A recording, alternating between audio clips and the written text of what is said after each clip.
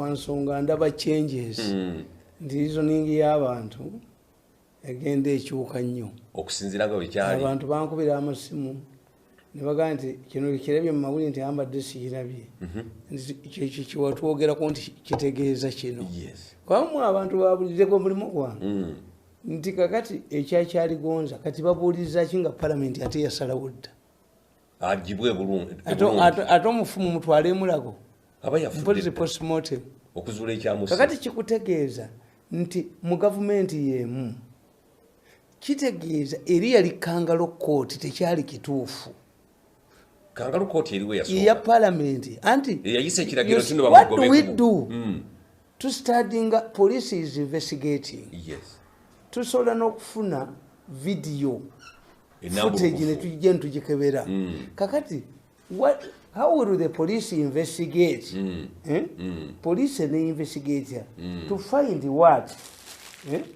what will the police to find what police ebuuliriza eki ekitannaba kubeera ati conclusion yawedde dda mu parliament nti nno omusajja ajjibwe ku ambassador bwa Uganda era ne badduka emisinde ne babuuza ne president nti yakubye kubanga nze mmanyi ebibuuzo bwebifulensi era ne president Joe yagambye nti bw'aba ayagala kati nze singa nakyo basuulirawo dda sibeera mu Somalia nga nakyo basuulira yes kubanga nze omutima ogwange njagala mmuneebonere ku kyange ekya mirundi naye gye najja okuweereza sibonaabonerayo obonera ku kikyo kati mba nkola ki nti ebigezo by'abaana babikutte ate omukulu w'essomero n'agamba tukyabikolako bye bagenda okuta baali kuyise by the time they release ebirala ne babikwatirayo kati gwe omwana w'eryo ssomero limugjeemu tibagenda bita omutwale walala which one comes first kubaga amagezi ge bakola nti bagenda ne bagamba nti masiko akoze eki nti masiko akoze eki yabbye transformer eya minister ya information mu yali minister police nga tera reporting a president reporting a president ne bayita press conference ours as the police were finished our work we have found the transformer at the minister's home kati Museveni yali muyambiddewo talina wa muyamba kiba kiweddemu preemptive kiba kiweddemu kubanga evidence weri kati mutawanira ekibasajja mmwe nga mulina amagezi mu mutwe why do you investigate kyaligonza ate nga evidence weri the judge no ebyo tobinda pamunze mutani wa mirundi nekole ebyange nga nagenze dda kuba ntegeera lwaki nwana nammwe you don't want me take it away kati kyaligonza ne badde nze tondabamu zisibikayaniamu oba talina wayinza kujja kamwanyi walala atya wayinza okukola akalimu kwe kamukwatiridde wayina ali mu residence akayina eri bweti lugirwa bullet proof ng'omugamba nti ate nze ne bonjo mukulu tamale ngende waffe n'ensomba amataffaali ebintu by'ennyumba zino ez'amaanyi tetukyabyogera ku lwa nsonga ennyumba y'akayihura twabadde tumanyi nti ye neyita nnaku nnyo poliisi ibadde egipangisa kakati matayo kyaligozo oyinza okulaba ng'ennyumba ziriyi nga naye magye ge gagimupandisiriza ebintu ebyo abakazi bye bibattira mu bufumbo omukazi bw'otegeera nti omusajja ali violent yakuba akola leave odde wammwe yes kubanga kati Moses Ali awanga yenyumiriza nnyo mu gavumenti endala Moses Ali teyeyagalangako nga mu gavumenti eno alidde obulamu yes nze mbaga nti bw'oba oli musiraamu ng'ogenda mu swala n'osanga kamunye erimu omutamivu ng'agenda awoggana ajja kuwunyisa omwenge kati bo basalira mu nnyiriri bagende nti haja alina gye yayitidde bw'olaba omwana ajuga abantu kimulikire ekintu kyabwogende naye tulaba nti waliwo evidence eraga nti matayo kyaligonza yakuba omusirikale kati munoonyereza ku ki kuba mbagamba ebintu ebirirogiko nti for me house girl bw'amala okwesibako noga tugende mu DNA kitegeeza ekikolwa kyaliwo kubanga okkiriza ogenda mu DNA anti bw'ogamba tubale ennaku kitegeeza nze omukazi ayinza kuba nga namuzaalamu omwana mbu tugende mu DNA gangenda ntya mu DNA nga sikulabangako no anti kooti eyinza okuwaliriza why are you investigating when you have already made a conclusion kyobulaba nti gundi ono omukazi yali abuuliza poliisi baali bamuyitaani ono sebutinde yagamba the police is rotten from top to bottom yavunda okuva wansi paka tewali mu mulamu then why do you continue investigating ate okyogedde you have closed the chapter bamujje ku ambassador president amukangavule kati is the parliament going to retract it nsinga naduse do enda kwekolya bya muyinza namanyira kwekolya bya problem eriwo omukulu mirundi bannayuganda wano tebalina nkole yiyo anti bajja kusiba ati tebalina nkola ya Jennifer Musisi omusajja amaze okulagako singa mukomyawo abakazi bonna bano bebasse ajja kugaana okumyawo namaganda ajja kugaa nti omusajja ono ne yankola luli na luli yali agendere kunzita once you detect nti omusajja takyakwagala akubye enkya neggulu akoze eki boddukira ku mirirano leave him ne gavumenti bweri linda endala mozesali yeyagalidde mu ndala ensuwa etayase eddayo emugga naye tekasanda banga muneregeddemu ngandaka wange kwebaka kakati mukulu tamale mirundi kankubuza ekibuuzo kino kakati mugenda kuzuula kikati kyekituufu mukulu Kyaligonza yakola kituufu okuba omusirikale anti kyenkubuulira Kyaligonza's explanation is simple why Kyaligonza ga yali mu jjaamu n'agamba abaana omusirikale abeera mu jjaamu pulezidenti abeera mu jjaamu lwaki abeera ne liidika okusagula abantu bangi Kyaligonza talina mandiiti abantu bangi babattidde mu jjaamu Kyaligonza n'asindika abasirikale be mugende mugamba omukyalo oli wa poliisi atuwe tukole yutaan ffe tetujja kgenda eriyo commotion balwanagana n'emmotoka ya Kyaligonza bagitomera omukazi n'agaana kubanga it was planted oyo omukazi ava mu famire y'abakaweesi muganda wakaweesi abo balina accelerated gu yajja n'alokansiyo ku kkubo yes nkubuulidde nze ever since nga nalaba embwa yennyini dogo ng'etekako teepu ebintu byammwe mbimanyi ebyammalisi nyinza okuba enyondo kusaawa busaawa not omuntu yes you don't know how somebody is affected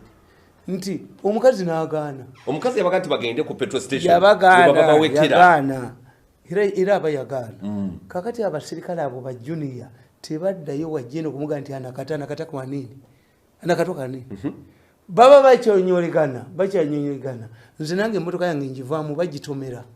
neŋŋamba omusajja nti kakati nze ŋŋenda ku pulogulaamu yange ku TV obudde buggwa mumwetomedde this me jump over boda nze ŋŋende kakati gundi egivaamu Kyaligonza alaba abaana bano lwaki batono abato balemaganiddwa twagiri ne baga nti ekyamututteyo yali emadde mu jjaamu nga nabali tebakomyewo omukazi akanti yamuwujja empibbiri naye taziwulirangako mu bulamu bwe oyo muntu wewaka those are planted people and one day they will be punished abawaayiriza nti lumu yali akwata steering ya mmotoka bwe bali n'olwaleero balya butaala you don't know this government you don't believe in what they say this malice you are very malicious andi bakitungako ne kibeerawo nga kirungi ne bakitungako ne kibeerawo nze story eyo ngimanyi bulungi naye sinza gyogera you know what caused that man to have eyoyo gundi ngimanyi why ababbi wana abayitirivu sente bazibbi abakoze bati bahati sente zonna bazibbi yise enoonyereza mukambuga omuzungu amunoonya aliwa tewali akakasajja ninamboze kiyabuuziza namboze yawandiika yaposinga ku bintu byammwe ebya Facebook nga gundi amaze okufa kawe gundi abiriga kakati today omuntu eyali badde avunaana namboze yeyatta omuntu ne mumunyweza ne mugamba nti namboze byeyateeka ku radio inspired me to kill ekyo kituufu do you know that this government is shameless nti president yagenda newe bakubira amasasi nga abiriga afudde yes president n'agamba tujja na kuzimba ekizimbe tukibulemu abiriga abaana ba abiriga yali abalabyeko tabanyina gye bali bwe baali bakola gundi eyennaku ya 40 abastate house bali even represented what happened tewali yali yino is it not president ogenda mu kitundu n'alaba omusajja waafudde kyobalanga ebintu ebimu kayiwula byeyakolanga mu intelligence mwebiri nti how can a country believe nti ne president yagenza ne usually n'agenda ne ku Kabuli era n'oyo eyamutta temumukutte abalemye kati ate muvunana nambozi nti mwe a police force has even failed to apprehend those who killed one of your senior staff, Kawesi. Nechirumira temulina. Kakati bana ba. Chirudda wecho, gwembulya je kiri. Sikirabangako. Kati Scotland Yard baga matino bagirese kuno. Eyambi iki. Anti Scotland Yard tayogeza mufu. Okuyita Scotland Yard itanze nkubulire. Kituufu. Okusinga okukola sente. Scotland Yard bagenda kuleta sergeant ya soma logic na psychology. Yes. Tabukani ate ne bagenda mu mawulire gaabwe abaana ne bakulaga ng'abataka Wesa bwe bayimirira ng'abataka Wesa bwe bateka egundi pichipichi yabo mu box motoka ne batambula ne badda everybody was listening. Nemba buuza what will we give court? Kakati sikati bali tulina omusajja omugezi nganze n'obikomyawo bibayogeranga kubokedde bwe babyogera what happened abajja okuwaba babatta kakati byombi bikwatagana eri yali story eri yali fiction eri yali ki ani akozesa abantu abo bye byakyali gonza yonna gye biri muyina mafia eri wano nti for you don't reason mafia esoka kutta bwongo bwammwe nyetuloze sekirala nti Charlie Gonza is good when he goes to SEC and he endorses Museveni. He's a good man. Yes. Charlie Gonza needs to go to Somalia because somebody has saturated a false rumor. Kati agende Somalia. Erecho bachagadde nnyo kubanga the president has already implicated him. Amusingisiza omusa. Kyebakuba. Era ne mubukedde olwaleero. Ne mubukedde muli munti president Museveni avumiridde abajasaba yiso. Anti bakimubuuzizza batya. You say the allegations. Neboga, he beat up. Mba manyi. Kurubya nayo lunaku lumuna akasajja. Kurubya byakoze abantu wana. Mujja kukirawo. Nza you know them kuba nali nabo emyaka 10 y'abasajja bo obwongo babujjawa. Anti bagezi bafere. Era nkubuulira nti singa Uganda two things. Singa ya Uganda ba mafia bali bateeka kuzimba Uganda singa tulina ekizungizi ku mwezi. Singa Rwanda tetutawanya.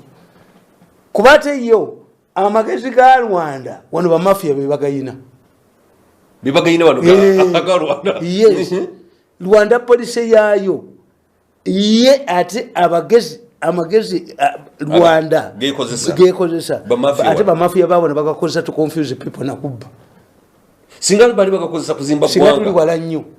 kubanga basooka ne basoma obwongo bwammwe ndi omusajja ngono azimba gundi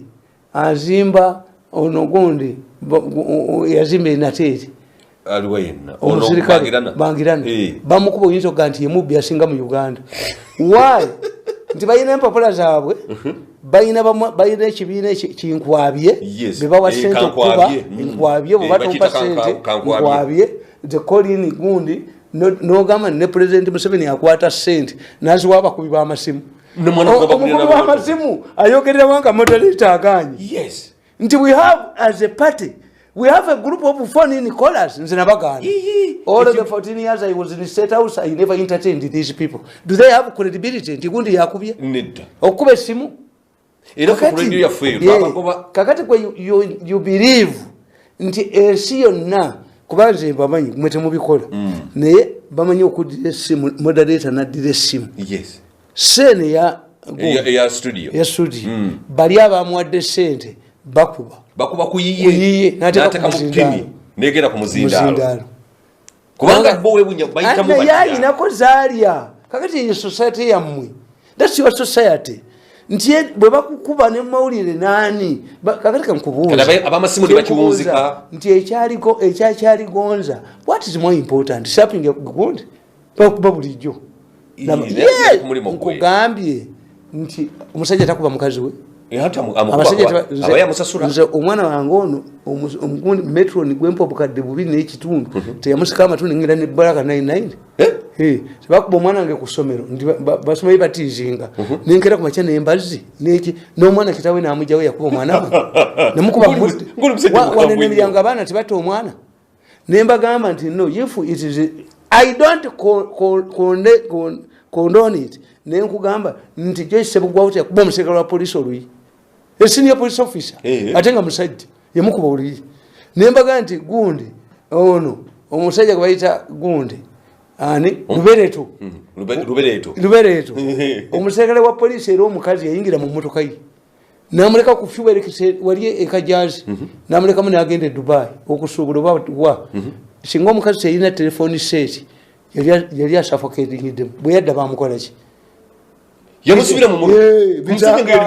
bitangaalo naye yali agenda bweru flight emuleka musekere wa traffic namugamba ndi minister nti nze sikumanyi data gundi driving permit naye namuvuga namuleka ku gundi kajazi namulekamu endabiro mba yasanjase era president Museveni bwe banamukozesa ebyo nti nze bagenda nnyo ne bamugamba mirundi simanyi agala kutta mbu bakube mawulire mirundi disarmed nga kyebagala ekyagobeza mirundi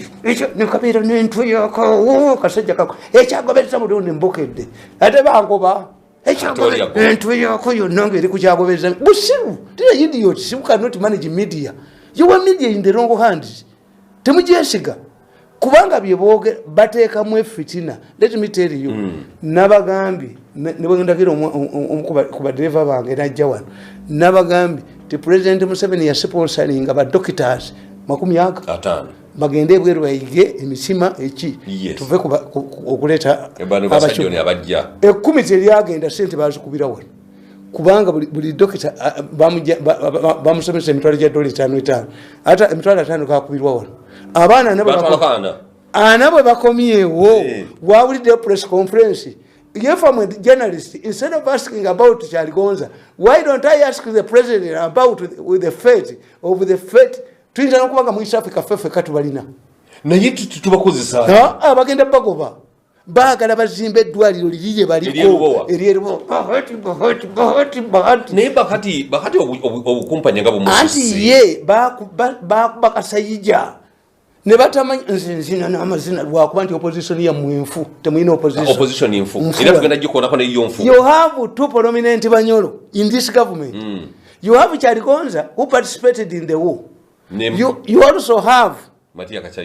Kasaija yo bidwa nadda kutaka tacha bagenda munonyereza zaako ajja nakola ki kakati ono mumufuna if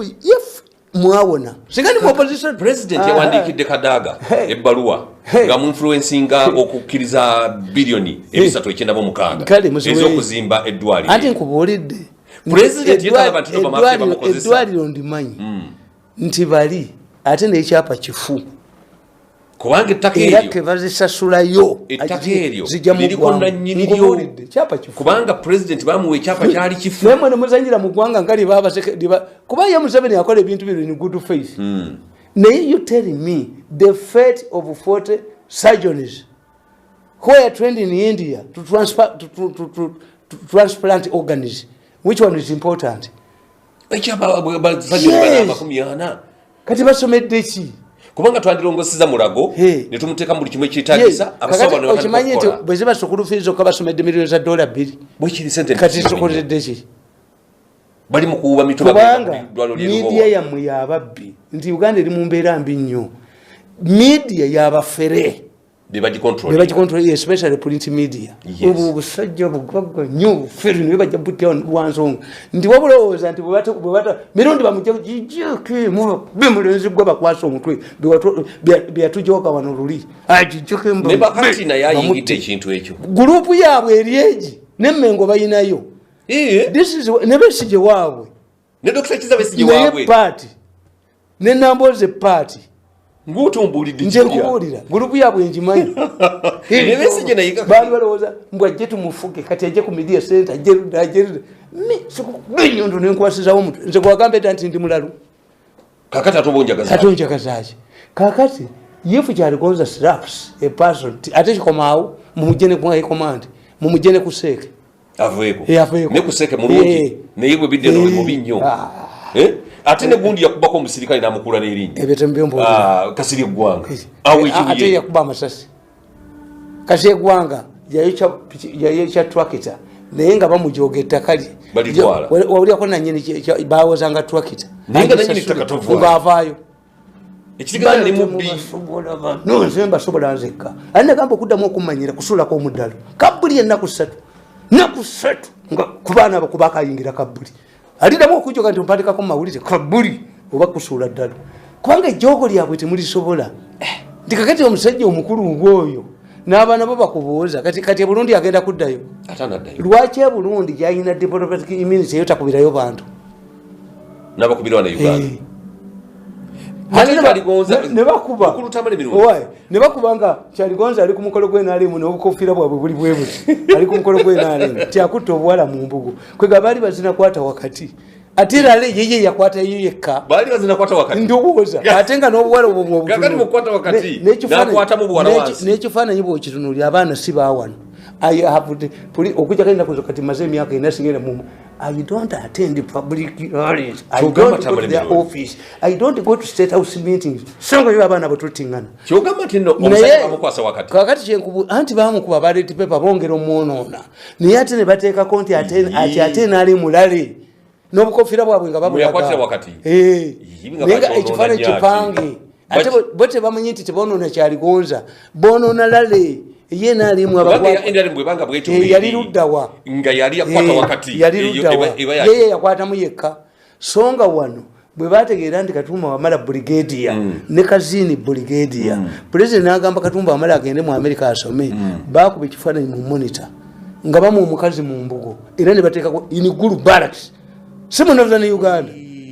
nga kye banoonya kimu American military colleges cannot allow you okugenda okusomerayo nga uyina ebikolobero ne Kaweesi baamuzo osanga teyali fudde tumaine Kaweesa baamukuba ng'agenda okusoma mu America kugenda South Africa American colleges uyina okuba ne credibility ambassador mutuletera kuba bantu kati byombi babyonoonye ne kuba ikomandi avaako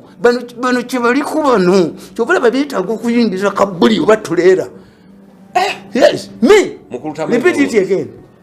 bano mudanga mune mumpandikako nembalagako kibategeeza obujoso obwo mutula ne mujoga abantu kakati Matayo Kyaligonza president oluvanyuma okugamba nti no ate katubuulirizaaki kati bagenda mukolera kiki ati nkubulya tubuulirizaaki byonna weebiri kati bamusigisiza omusango kakati anti bagenzeeyo ne balooya be kakati president ate nga commander in chief yadiringa naye yakonkuluzinze edda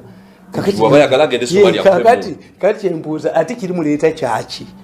kati kiri kife kubanga kintu kyawedde bali bawangudde nayenza okunziramu balenzi tukubaganidde emyaka eki tujja kubaganira ne 10 nekumi tujja kubagana kakati Matayo Kyaligonza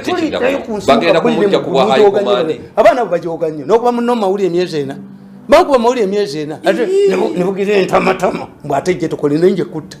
njikubata omulalu akola nibakubanga bolwadde nokuba kyagenda abadokita bamuganye kwatagana nekkulu byo bamukozeeko baluddawa ebyo bye bakuba ku bantu mbutukola mmani nze tubinkolirako because it will affect my future at one time government etaliimu bavuuka bajooga erimpa omulimu ne bagamba nti let us dig data at one time you are described as a madman by a newspaper kulubya ku nsi kwoli olina akantu koyogedde fena tetuli bannaddiini osuubira okukolirako mu gavumenti endala etali ensuwa etayatiseddayo emugga nkoze eki bano bangerera bano bangerera wenkoma ankubuulize to support Museveni you don't need to be the government to yapusa akola muki ono omwana omulenzi atujooga ennyo mu gavumenti akola muki tewali kinene yes you don't need to be in the government nebagala nnyo bakujooge bwavano gaddawano bwavano eyo sinsasula nnungi okujooga abantu sinsasula nnungi okuboogerako ebikyamu malisi sinsasula nnungi naye ye geemu yaabwe kuvaye ani abapangira malisi eyo abasajja nga bakambwe kakati bakitegeera nti Katumba Wamala agenda kubeera mumekamanda nti babala nti Kazini brigadier nono brigadier omu kubateko kubeera amekomanda tulina okumenyako omu batwala omu president akatebuka atya kati bategeera babala Katumba ekyabatta kugamba inigulu balakisi watuula nga wano ati anena ali mulale kyekibakola obubi mu maka ga mirundi songa ebyo ebifaananyi baali babijja Kongo ne batulaga n'owamagye nga bamuziyolezeko kasaako bwe kati nti oyo amanyiddwa mu magye ga Uganda nga taliiyo nekuba Katumba Wamala oba balowooza nti nsi eri ne Katumba Wamala akimanya nti bali mu kukuba lwakuba ye muntu mulamu bo teboogera bakontrolingibwa gundi ye tamanya kati Kyaligonza tamanyi bamukuba you think Kyaligonza tamanyi bamukuba abaana bati bamanyi kumusiziro okujjako gwe mukulu tamale mirundi obukyayi wano okujjako gwe mukulu tamale mirundi nga bokyogedde nize nange omusango mbadde nkusale kyali ngenda musajja senior officer bwatyo bwegenda ononye omukazi ono bw'aba tali nga tali related ne bakawesi muganda wa Kawesi yawasa omukyalo era muganda wa Kawesi yayingiza ne Kawesi mu police ajja ne jogo likugundi let me tell you there is a self evaluation singa omusajja oyo ayina ekimundu wano owasekyuliko aŋŋamba nti oyingira wano mpakana naye ajja kunkuba essasi ate sasu toyogera nalyo era nze ndi kasita oŋŋamba ninga nti akaguwa ne kawabwe kati nti togendayo sijja kugendayo tomenya mateeka mu State House ku Quarter Guard bayazanga baza buli lunaku naye nsobola okuba baali nembaga no mu security tubuuza ani atayaziddwa eyayise wano obutanjaza is not policy obutanjaza si kikulu naye olyaga mpita manju tebanjaza nze nabagamba nti nze kennyini nkwatirwa mu jaamu ewazana waliwo round about aba traffic webali I just get out of my vehicle nimugamba madam mama I'm trapped kubanga basibe emmotoka baagala nnyo eziyingira Kampala okusinga ezigenda wa ezigenda Entebbe eziyingira ziba nnyingi nnyo kati bayinza okusiba eddakiika ngaana ng'emmotoka ezigenda Entebbe ze zijja zokka ezigenda Entebbe zo ne bazisiba but I can come out in a humble way kuba toli kitaala ekitaala tebanegotiatinga nakyo but you are a human being what if omukazi ali wandege yawali ng'ayagala agenda kuzaala can't I move as a husband to tell a traffic woman ndi oba omusajja ti wange ninamu omulwadde muli mukazi agenda kunzaalako taziyimiriza kakati waliwo ensonga endala mukulutamale mirundi omala omumanyi Sam Omala musirikale wa police ali ku ddala lya waggulu yalangiridde nti agenda kuva mu police agende mu politics ne bajjayo mangu nnyo buyino nti nno teyasoma era anoonyerezebwako kiki kiri awo kankubuulire nkibanyonyola bulijjo nti balina preemptive politics teri muntu yali eyepankidde mwe bemuyita the moment you fight Museveni's enemies gwofudde nti Omala yalwanyisa Besigye neyeekapika mu Kampala yabeeramu era president bwe yabaga nti njagala omusajja ono alwanyisa ababbi olwo Omala n'abeera mulungi nnyo n'abaga saagala Omala njagala kirumira olwo Omala baali bamuleese they use you olwo Omala gwe baleese Omala yanyigiriza nnyo Besigye era bwatyo bw'osasulwa kati okunyigiriza Besigye kyanyiza enemiza Lieutenant Colonel Angina ye yakwata tinyefunza nga bonna bamutya ebbombo gyali taliyo gundi wakati Major General Kyanda ye yagenda ewa Mbabazi ajeyo abaana n'okwaza Mbabazi ebbombo yanywerayo tatagala butagazi bwati tokwata ku bano balina saako yaabwe bamunda bo bagala kusuula ono basula Museveni kubanga Omala abatawanira nnyo president Museveni kati Omala bamukubira era kyobola banze nti babulwa byonna I don't have a loan in a bank I don't have an overdraft sisobula bintu byammwe ebyo sikola ki bwongo bwange kwendya sente ekitegeeza Omala bakuba mukubi bamujje kufu tikankubuulire baali bamutegeera dda nti musajja wa Museveni ndi kakati bamala okugamba nti ofuna opondo ya byanda bweya ate ayogerera atya gavumenti that one not true mu supermarket kintu ate nga tekyaliyo it is a created story anti nkugambye bakugamba nti supermarket eyo bwobbamu ekintu item gyobobbye bagikubisamu emirundi 10 n'ozisasula and you sign an agreement where was the agreement bearing your phone's name teriwo ne bwe baagala omukozesa naku ezo ntweyo yali agenze ewagundi Kaliisa this man is dented ne mugaa Kaliisa kati abo bafunye sente oluva abalala ne bafuuka embwa abalaba bambua ku sente babambua basula kugirikiti amagezi gwe ku sente nga zazze gwe embwa tebeera wali sente embwa tirina baana basoma kakati ensonga eno y'okugalawo ensalo ya Uganda ne Rwanda olowooza nti nno Rwanda teina ekkobaane eryokulemesa gavumenti ya President Museveni nkobolire nze tebinkwatako kimbuuza kiri kimu buli nsi zipasuwinga interest zaazo beyond their borders nababuuza lwaki edduuka eriggala oliremerako nga liwo amalala agatunda lwaki Rwanda si yekaaba emmere lwaki Rwanda si yekaaba emmere nti eriyo strike e Rwanda epulaninga nti kati ye yapulaninga emmere nti ngenda kuggala booda neggalawo tewabaddewo wano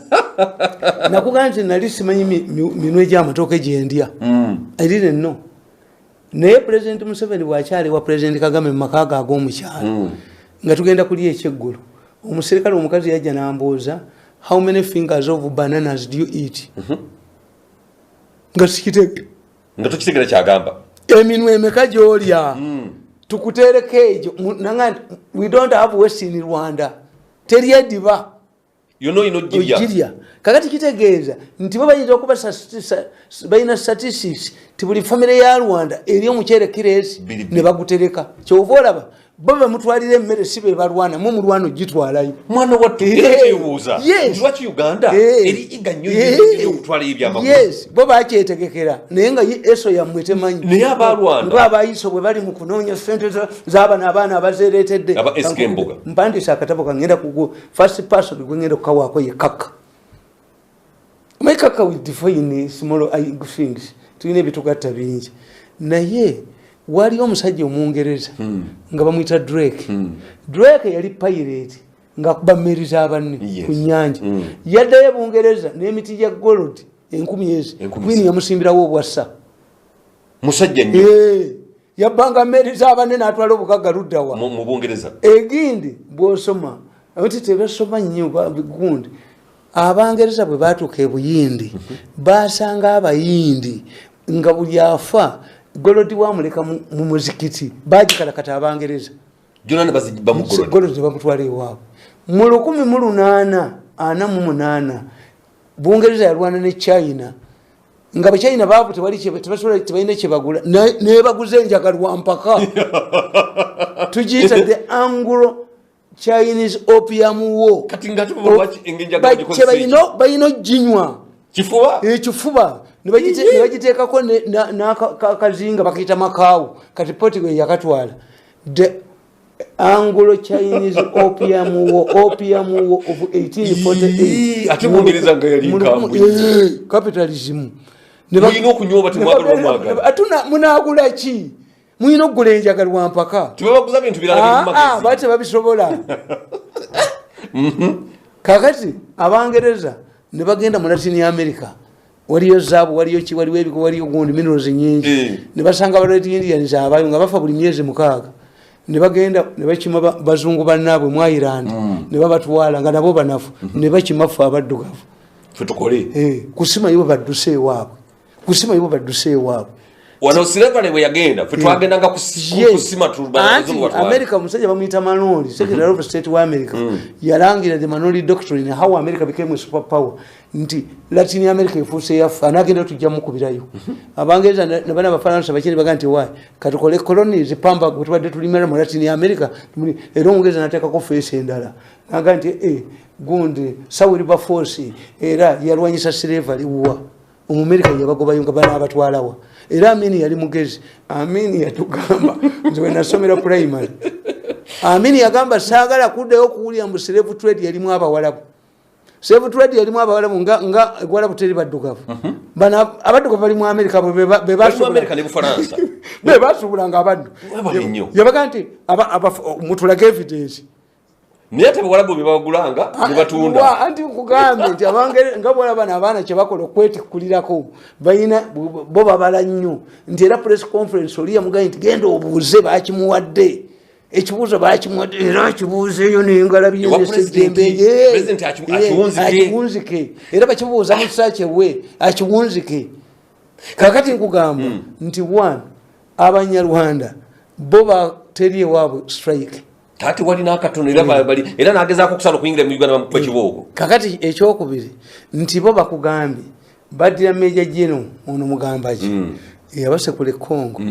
ne bamuleeta wano tayinza ku defectinga kwano bamunywerawo bumujja ba diplomatic economy ekyokubiri nti Rwanda bw'eba ekola ekintu amawanga tukiyita amawanga gonna gabeeramu ne gayita kitchen cabinet oba mubeerako ne politbureau nti abo bonna aboogezi bwofuna opondo baani nga waliwo issue baali bayise ne babagamba position ya Uganda these issues is this tebakirina gali amawanga agali organized gayina kye bayita politbureau abatuula ku secretariat ne balowoleza eggwanga kakati ambassador wa Uganda ambassador wa Rwanda mu Uganda byayogera ne foreign minister we byayogera bwe biva ku base nefu waffe onayogera kiri kahindo tafiri yagamye yita bimanyi na bimanyi takigira anti nkubulidde nti what command kubanga how can the Catholic Church be controlled by a pope in Vatican nti faze yawasiza nga papa tanaba kukitegera nti yawasiza abakatoliki baba amugobyedda tubamulina na papa mumanya naye wano bali ku fence nti waliwo ayina ebizimbe e Rwanda kati kuleni banka Rwanda Kigali branch ani yagigula bawaneera kati amuvume kati avume Rwanda nge biri Rwanda ne Greenland bank abagigulira bawo ekitegeeza ekyokubiri nti ye ekyokubiri mukimuyina nti nabagamba wano nti mugenda mumulese ndanga muntu eyokubiri ne mumanyi nti Rwanda ejja kugala ensalo. I said it before nembaga nti Abanyarwanda kasamulete ndanga muntu empya gwiraki babagaana okujja. There is a difference. President Kagame ayinza okuba ne differences ne president but the Banyarwanda appreciate what Museveni did for them. Yes, bayinza okuvayo ne bewandiisa ne bagina bira akalulu kati Rwanda eggalawo Abanyarwanda baleme kufuna ndanga muntu eno y'omulundi ogwokubiri kujja kuba kalulu eno. Ekyokusatu nti Rwanda Uganda ejesonyiwe Rwanda egiveeko why nti teyinako solution mu byobufuzi batugamba nti if rivaling groups are fighting over what each calls a right utatirugwa kituufu kakati look what this situation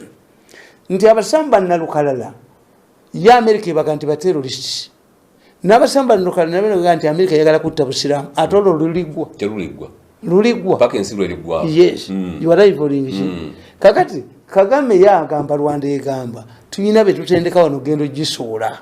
naye atenga naye yava wano ne banna abamuddukako balina kujja wano kubanga we bamanyi tebalina kyakola.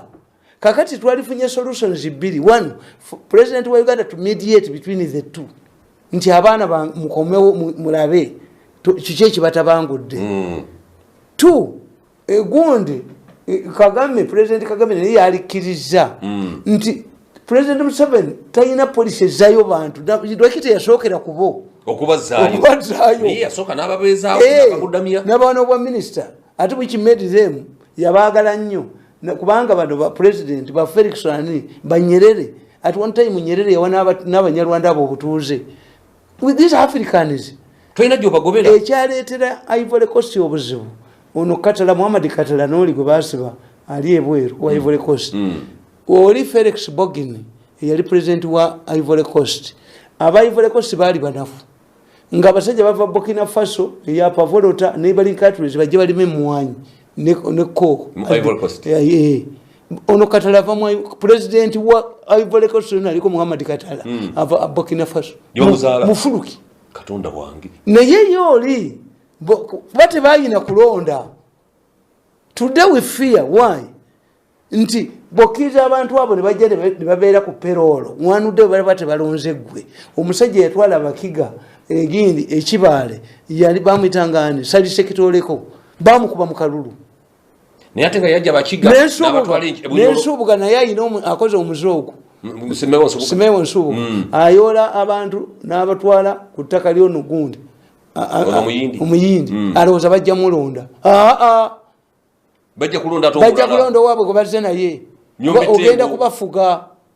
era gundi yakikolako nagamba omusajja ne bamuyitaani omusajja bamuyita dokitaani ayina emityane yayina radio bagiyita mango dokitaani sematiko yayina kampuni etwala abantu ebweru nemugana nti totwala beewamu sematiko twala abantu bewalala bafunemu ssente bamwoguleyo obululu sematiko nanga nti abaana bazimbye amayumba abaana beyagala nnyo ku kyalo bandi mu kalulu bamugamba n'otwala abaana babanno ng'obalyako dola simanyi 3 wabweru abali mu ntalo tebamuwa kalulu so nga ate yabayamba naye ate kati bamulwanyiza bagamba singa 3 yali tabitujjaako nalizimbye ennyumba 2 that's a human being bwakusaba nti ntwe emitwalo 10 n'ogimuwa agasigana musabya 2 oba kunsaba 2 TV program yaffe talabe tubitambula tugenda kusooka tuwumulemu katono n'oluvannyuma tukomewo ku nsonga ekwatagana ne Bobi Wine ne Besigye bafulumiza buli omu kabineti twagala otunnyonnyole kabineti zino ezya Besigye ne Bobi Wine batandise okulwana mu biseera bino banamalako ne Museveni Rwanda mugiveeko erina interest ezaayo zemutosobola kusolovinga ate President Kagame bwakuga nti munnwanyisa intelligence yayina wano y'amaanyi n'okusinga kambabuulizi bw'oba yagala okusitandinga Rwanda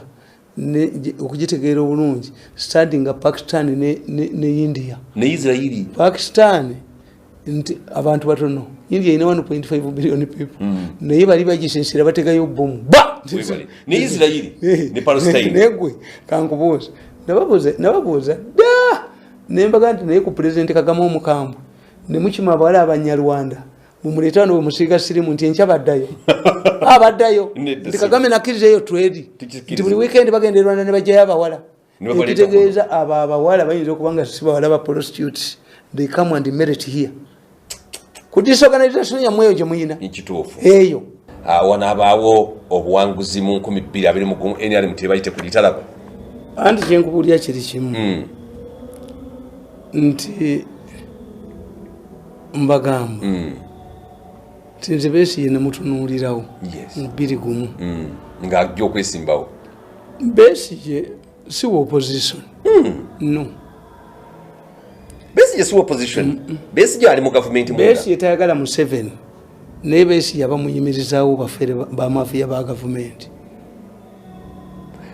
ng'omuntu tayagala president Museveni naye ate bamafiya bali mu NRM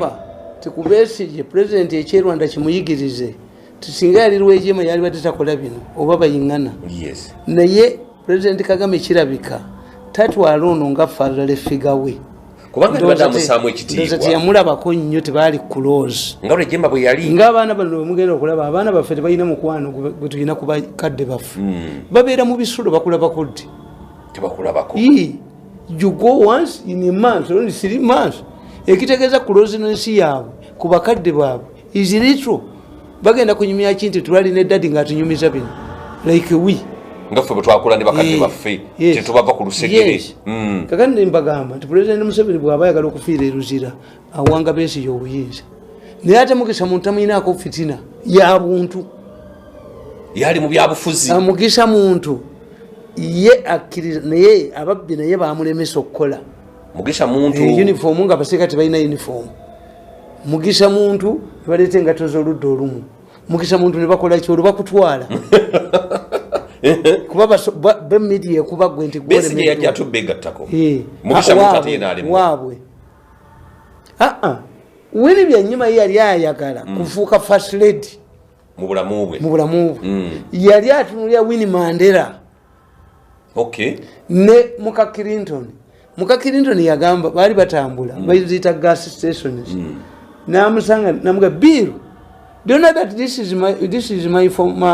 first boyfriend this was my first boyfriend namuga oh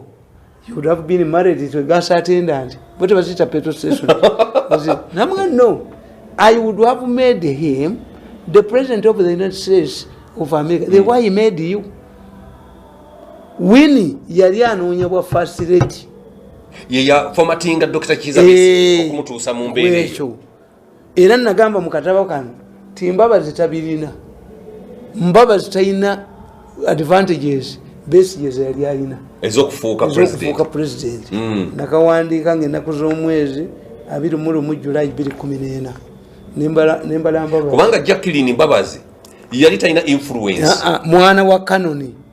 naye Winnie byanyuma mu Katuliki ate ne mu church mwali ate mwana wa munabyabufuzi ne nkugamba Emmengo bwe bali baleeta ekiteeso mu 6 ekigoba gavumenti ku ttaka lya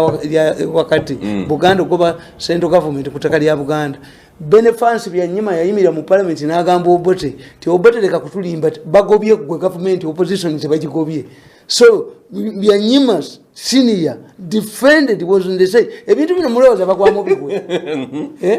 mulowooza nti bagwamu bigwe family is traceable. Kyobula it was easier for bawala ba Byanyima to find their way in Mengo kubanga nono Kabaka yali kitaabwe amubuulira who helped never enemies ne Kabaka kyava agenda yokko yes nakola y'omulimo kakati nga bakugamba nti ono musanji wono besi yena neyezipa ku kidyeri nga Kabaka ava egindi esese besi ye tava Mengo yasibisa n'omusajja ono musajja gundi abakolimira gavumenti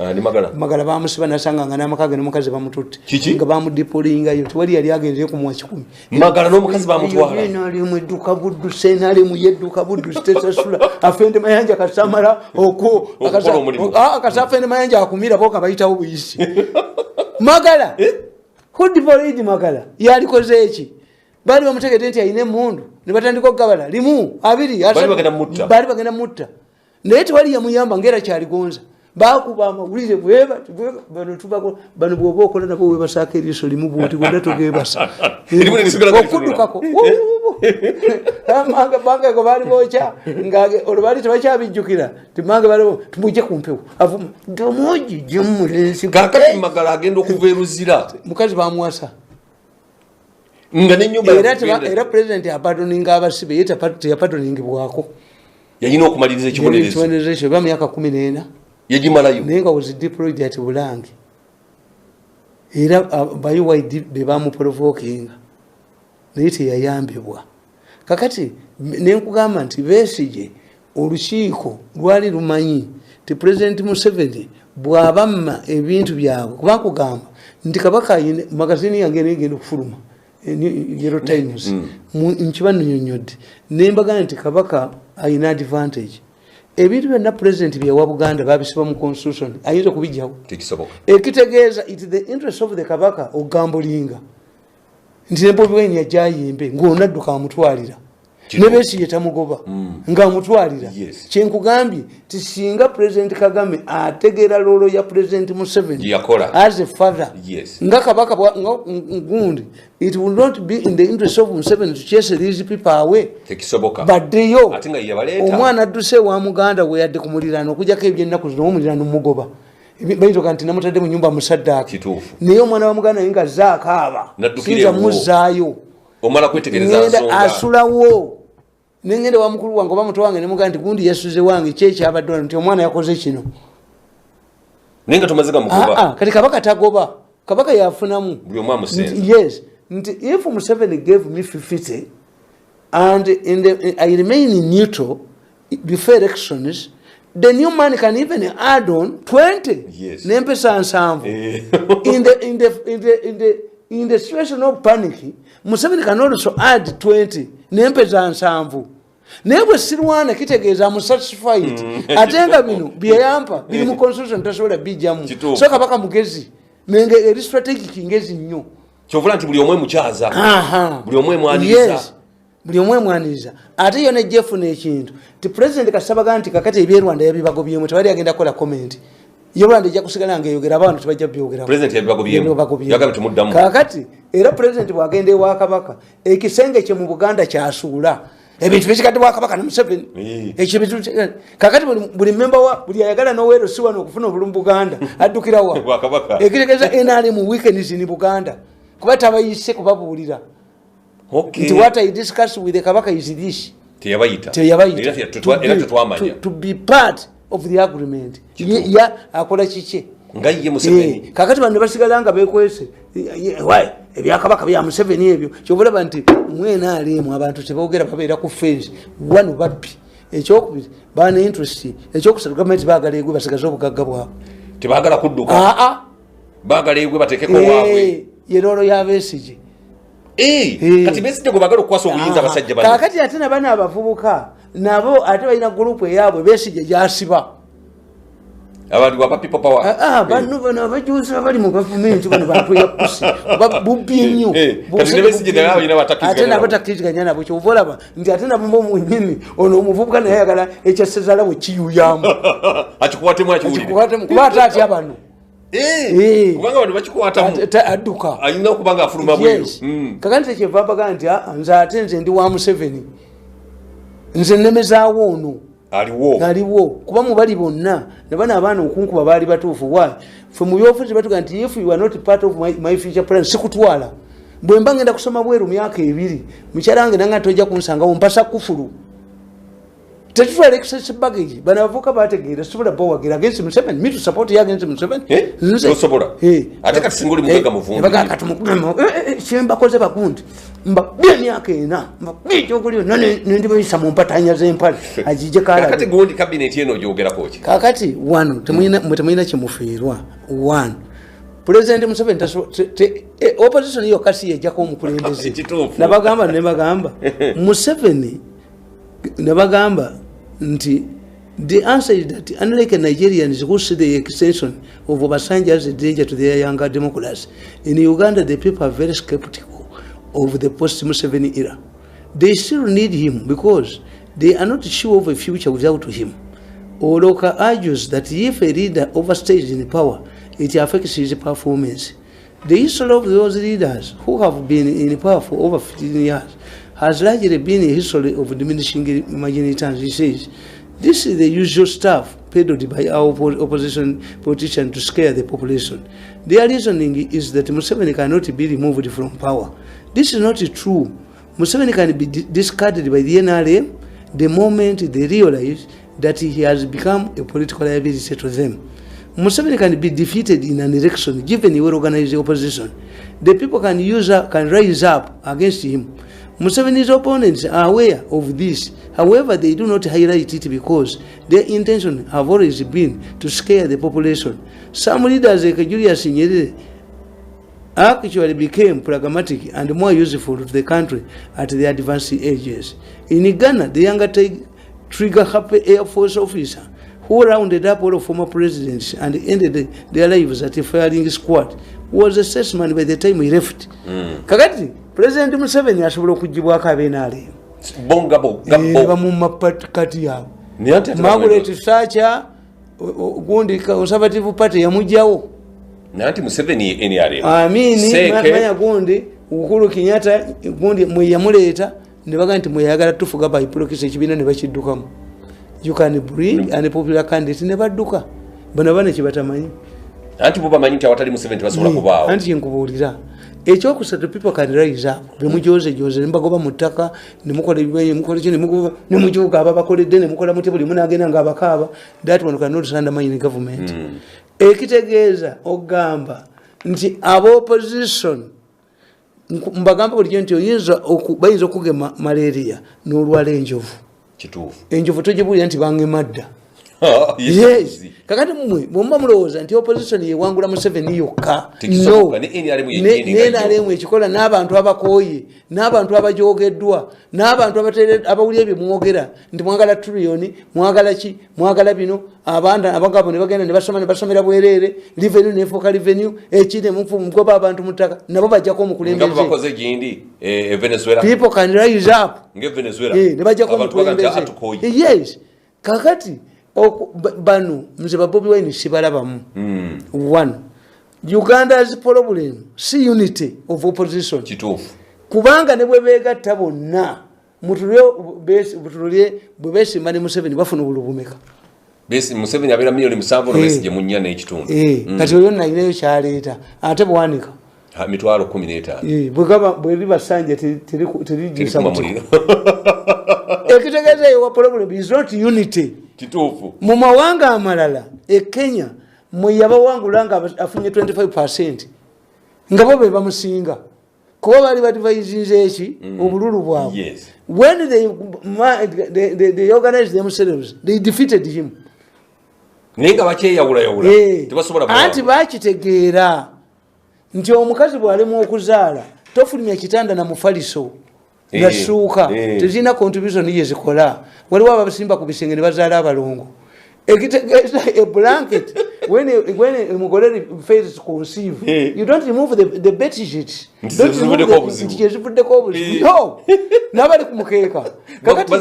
Mu Uganda, ekizibu kya Uganda ku Museveni. So opposition unity. Nebwe begatta. Era abawangula kubanga bobala obugulu bwa Besigye obwa bedi bwandi obwa Mbabazi tebwenkana bwa Museveni.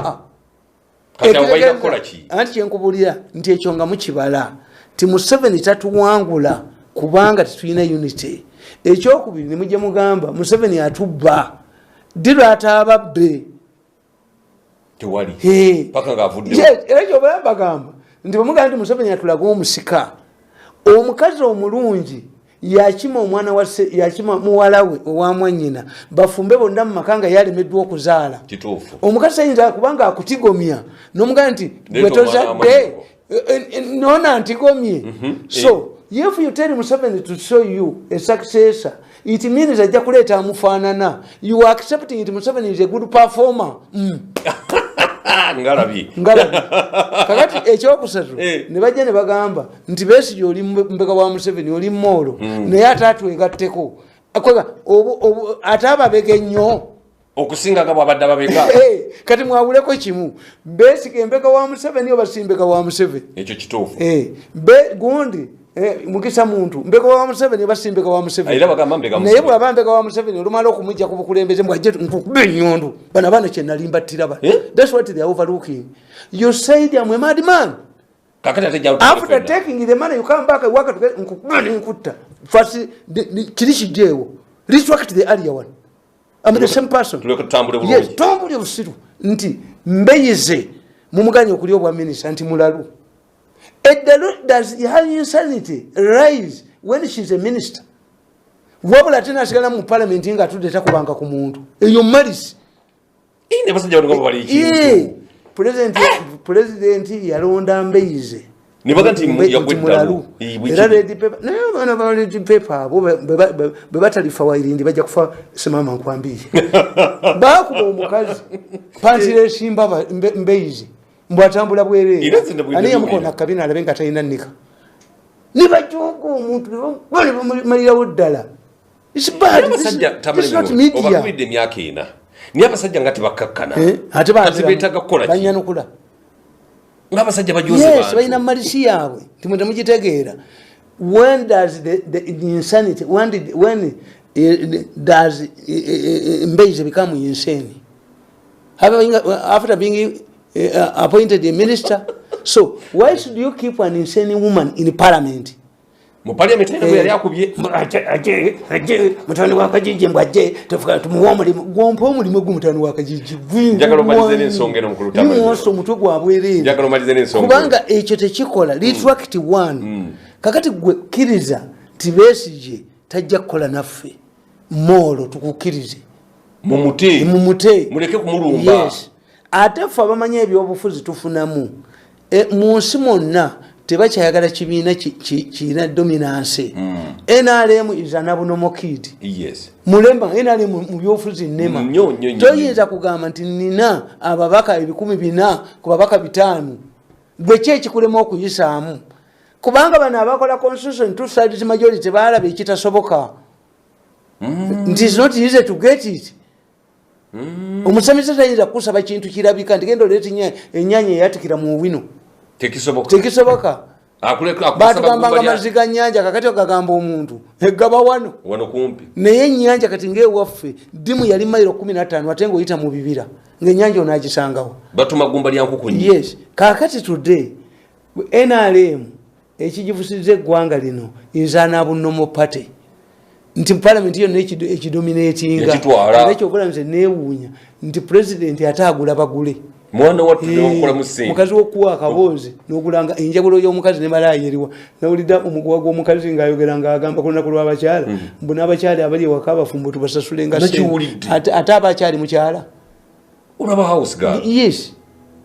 What's the difference between omukazi w'ewaka ne house girl payment? Yes. What's the difference between a housewife and a house girl? Where they sleep. The moment you because they are all women. bayina gye babijje usirusiru kwagwa kati ye ingulire ebbeere lye baliriye sente mmeka milioni 17 mukyala nyakana gwe bafungula si mukazi yete bamuwa muli basajja mwasanga ababisi muli basajja baba kubira babukuluza era baleeta kiri ku lunaku lw'abakyala ekyakyaligonza ne baleeta na kino abakyala babaagala nnyo tobalaba bano mbamanyi nnyo wano kakati ffe tetulina kyetufiirwa first of all tubadde gweweetegeke nti Museveni akyaliwo prepare for another 5 years for Museveni 10 years ekibi ekiriwo nti ababbi ababadde bamubba kuno tajja bbawa kuba ategedde akaluya kamaze naye anabasuula but at the same time tekitegeeza nti owangulwa mu kalulu mwokka nokimanyi nti president akalulu akeenoonyereza bano abayaye tebamunoonyereza kalulu ate bamuziga bannankabirwa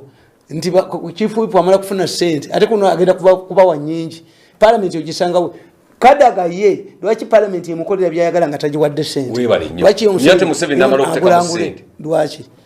so these are the challenges okubeera ne opposition entono does not mean the long stay of Museveni can be removed by a riot yes abantu ne bekalakasa ne bamujjako yes kubanga buli wantu wonna wayagala okuyisa ekintu basibyewo nti even medical doctors 40 ebbigi yakikati Rwanda bwe babba obe gwanga lyonna eddala Rwanda bwe babba you have hired 20-40 surgeons nowhere it is mentioned which one is bigger big news to slap a policeman a woman or to have abantu banani abatuulidde basajjoniza anti kakati bw'obaleeta n'oba highlightinga gavumenti ekyokubera sente mu ddwaliro ly'eribowa tekikola ekyokubiri pulezidenti bw'abayita n'ababuuza mwagenda 5 baalibbira wano oba pulezidenti okuleeta eddwaliro ly'eribowa naye anoonya sente z'akalulu eddwaliro ly'eribowa yalikola dda yalisaba dda yakampani ye mutuyitale nabaga nti waliwo omukazi afaanana Gaddafi okukamala bamuyita muwala wa Gaddafi mu Italian gundi biliyoniya yagala odikola eryo ate kati wakisente bazisaba mu parliament government ezewole kati oyo omukazi bamukubira essimu Bahati n'azimba ennyumba eringa olubiri fe Abaganda tukweka obugagga bwaffe Bahati azimbye ennyumba eringa olubiri wagijja wa lwaki tewajja nayo ogenda Moi ntundulira abasajja bano ewange n'enseke Moi yabuuza omanyi lwaki Moi yafuga emyaka 24 nga ava minority tribe ati one time yafuga Kenya nga kubwa minister ino mu Kikuyogo Joseph Kamusu secretary general nga balabo naye bakubamu bakibakinga yabakubamu naye yabagamba nti mwekalakasa mu Nairobi ani afiirwa mwe kenyini mwe mufiirwa yabagamba nti ffe tuli bakalenjini okukuba ente zaffe okuzitwala Southern Sudan olunaku terukya ebizimbe munabyetika ku mutwe bafati balowooza mbu ebizimbe byakwetika ku mutwe nakola olubiri eri yali afiiridde ne mu helikopita alage ewaabwe amaalo fe Abaganda tukweko bano abaana bye babikoze bano aba showbiz omuganda akulaga ewuwe sikulaga wange omuganda akulaga ewuwe omuganda gatwekisiza kire tunakumma era nze nakange omuganda takulaga wuwe wasula omugaga talaga bugagga bwe muganda tabiraga ebyo so therefore kakati bano tetulina kyetulubaluuzingamu Mandela yawasa omukazi nga mukadde tewaliwo yabaga nti Mandela ng'aludde okuwandula amalusu naye bano babukedde kubanga bamanya nti mukadde tazaala bano babukedde bakuba enkyana eggulu n'abagereka asanyusa kati omumbejja simanyi omwana wa Kabaka tekiri naye omwana wa Kabaka kati kabukedde tekakuva omwana wa Kabaka kakati ali Dubai alya bulamu enkyana nobabuuza nti ono mukwano gwa muno kakati neyo storage yakubye nti tubale abali eno n'abali eno agaziya lutalo kwongera lutalo wakati fe tukugamba nti if we are all kati olutalo luli wakati w'abeesiye nani na Bobi Wine kati ako bagenda kuliira kwoyo kulubya kati bwazanye eno kati waliwo aba intelligence ababye bawadde temubazanye bwe bali waliwo omuntu alifikise mu kifo nedda kakati Latifu Sebagala yazze mukaka yalangidde ku bwa mayor kakati tasa tubale lukwaga abeera independent bulijjo era Nambooze tebatangananga Naluli era yali amuleetedde kuba nabaga nti nze Nambooze nange mukkiriza muwaaye bali teyasoma nabo ku University e Makerere bamuwanga Kivumbi bani bano bambidde n'obukujjukujju bwabwe tabusobola nange sibabeeramu njagala muwanga Kivumbi yekka mu opposition muwanga Kivumbi n'egundi ono Meja Jeno Mugisha muntu bali credible abasikadde wokola naye bovudde we bakubesazi bali basente omulungi omulabe TV Uganda is not losing anything not at all kakati bobano bana Uganda bagenda kakati babadde tikubameya bwa Kampala njagalaani nondera ku DP oba nondera ku Pikundi Power oba nonda omuntu anankolera mu kibuga bwe bityo bibadde byonako lwaliro Musereko yagana Besigye omujoga talimu mwali ne Sebagala yinza okuba olukwaga kalunawuma